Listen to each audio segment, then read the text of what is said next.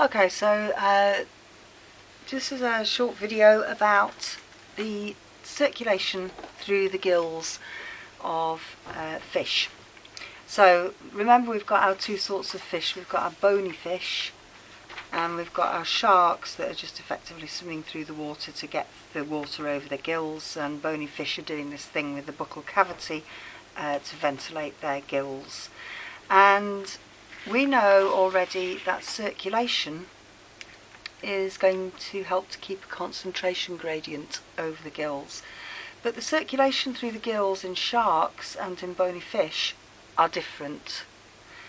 So if we looked at a shark gill filament, so this is my gill filament, and we've got the gill plates, which I'm going to just draw as D's. So you have to imagine that those are sticking up at right angles. And the shark's got its mouth open, it's swimming through the water, and so we've got a sort of pretty continual one-way flow of water across the gills and leaving through those gill slits behind the shark.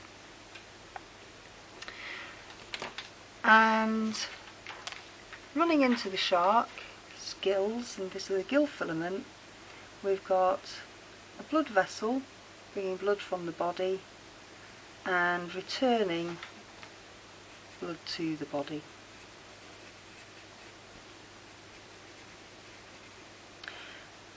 And the gas exchange is really going to take place over these gill plates. So the blood's coming in from the body without much oxygen and leaving to the body with increased oxygen. So the blood on this side of the gill has low oxygen, and here it's managed to pick some up out of the water. So in between, what we've got going on is we've got diffusion. Yeah, so this is representing diffusion of oxygen. And we're just going to look at that in a little bit more detail. So I'm just going to give a bit of an arbitrary number to, so I'm going to say that we've got 10 units of oxygen coming in. So our blood's going in, this is our water, with 10 units of oxygen. Now blood, of course, is coming in with low oxygen. I'll do the blood in red. So say 1 unit of oxygen. So the whole idea is we get some diffusion and the oxygen level is going to go down in the water as it goes up. So if the water's lost 2 units, then the blood's gained 2 units. We'll then go down to 6 and 5. But then we're going to have a problem, because the next sort of logical step is to say, okay, so we'll go down to 4 and then the blood should go up to 7.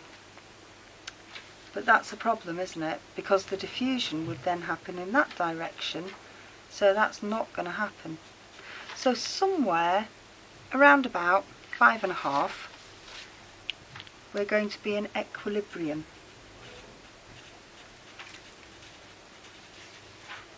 So that's going to limit the efficiency of exchange.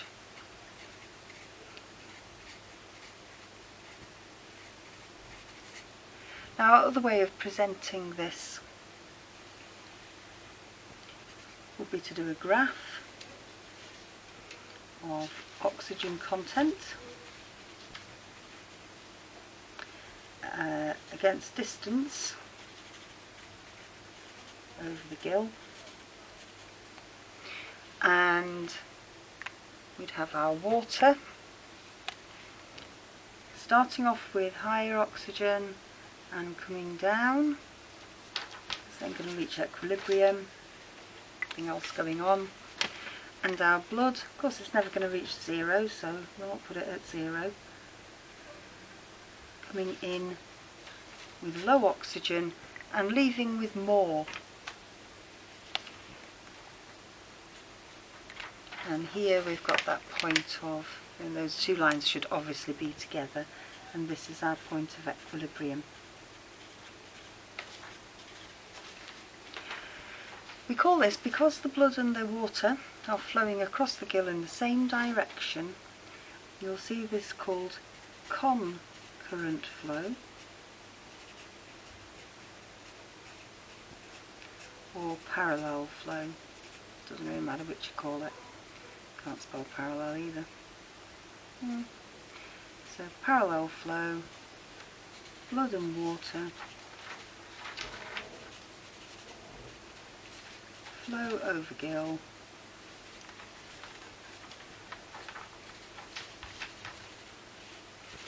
in the same direction, but it reaches equilibrium. So we can't use the entire gill plate for our diffusion. Now bony fish didn't choose to evolve it, but evolution has granted them a slightly more efficient system, slightly more complicated but slightly more efficient. So again, we've got our gill plates running over. Our water is still being forced from the front, from the buccal cavity and out through the operculum. It's flowing in between the gill plates. But the circulation in a fish is the other way round. So the blood from the body with low oxygen is coming in at this side of the gill, and it's leaving at the front, the leading edge of the gill. So this is from the body, low oxygen, and this one's going to the body carrying the oxygen. And so here our blood is actually flowing back to front. So it's flowing against the flow of the water. And so we call this counter current flow.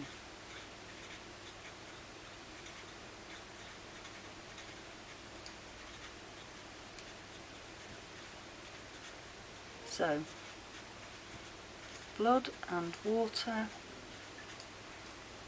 flow over the gill in opposite directions.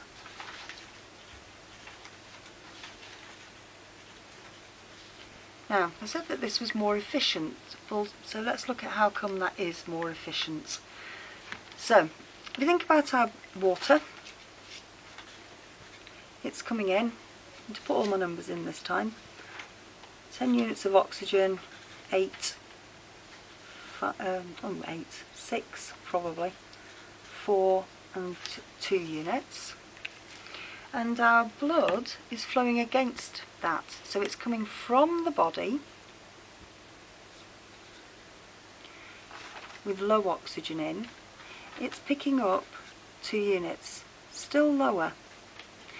So this is losing 2 units, this is gaining 2 units. This is losing 2 units, this can gain, but we're not reaching equilibrium yet. We've still got 6 and 5, a bit like we had over here. Losing 2 units, gaining 2 units, and this is where it's different, because here, when we had 7 units in the shark, we only had 4 in the water, and we said that, well, that can't happen because the diffusion would go the opposite way round, so at some point in between those two we're going to get this equilibrium of gas exchange. But here we've still got 8 units of oxygen in the water, but we've got 7 in the blood, so the diffusion will still happen. And again, 10 to 8, losing 2 units, this one's going to gain those 2 units, but 9 is still a lower number than 10. So, whereas we had diffusion, diffusion, diffusion, equilibrium on our shark, we've got diffusion, diffusion, diffusion, diffusion, diffusion over the whole gill plate. So, when we're talking about the significance of this, we can say that this countercurrent flow maintains the concentration gradient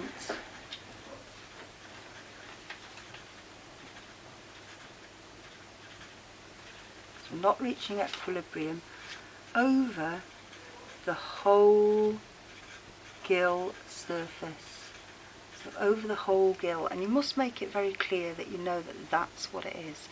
So this is going to lead to a more efficient uptake of oxygen to the blood, because that's what we want to do in gas exchange, get the blood into circulation so we can get it to the cells.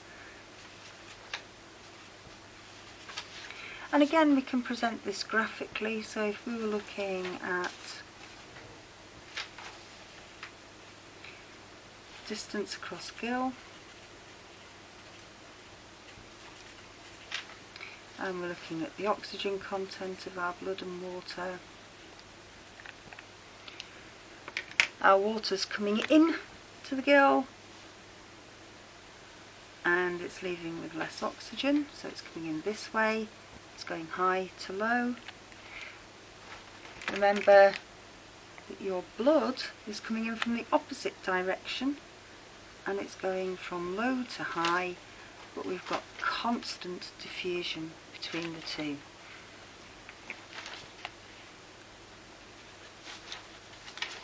I'm really hoping that Mrs. Moriarty is listening to this and she's going to say if I've missed anything. What do you think? She's not going to say anything because she's terrified of being on a video. Anyway, there we go. So I can't think of anything that I've missed. I'm guessing that'll do then.